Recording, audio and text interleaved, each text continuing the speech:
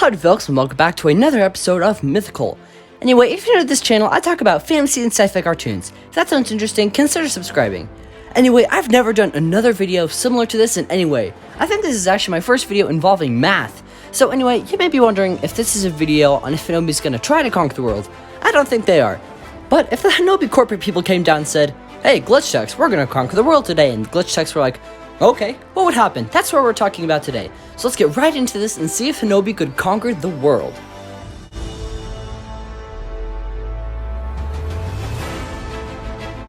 So to figure out if Hanobi could win this pretend war, you have to figure out if they have a better military than the rest of the world. If they do, I think they'd be able to. If not, they don't stand a chance. So I'm going to give them the benefit of the doubt for most of this, like the most positive outcome for them, because they probably need it. So first of all, we need to find out how many glitch techs there are in the world. So I was trying to figure out a few methods for this, but none of them were working.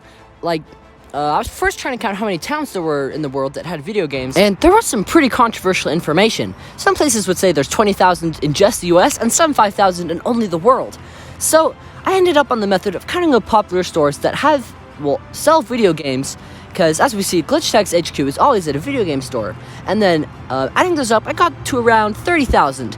And then there's around 10 to 30 glitch techs per store, so that adds to around 600,000 probably at the max glitch techs. And while that seems like a lot, and it is, compared to like 20-some million soldiers and military there is in the world right now, it's not very much. And Hanobi doesn't have a navy or an air force like the rest of the world does. The one thing they do have better though, I think, of is artillery. In the Real Glitch Techs episode, we see that they have pretty good cannons. Let me just show you that one thing.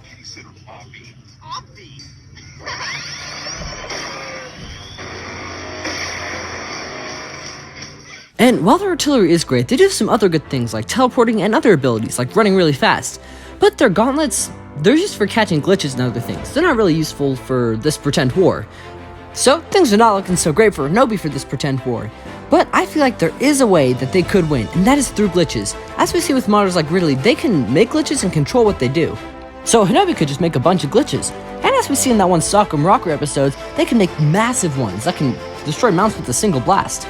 Anyway, so if there was a pretend war, and it happened, I feel like Hanobi could conquer the world if they want to. Like I said, I don't think they will. And anyway, this was kind of a weird episode, but if you liked it, consider subscribing and have an absolutely wonderful day.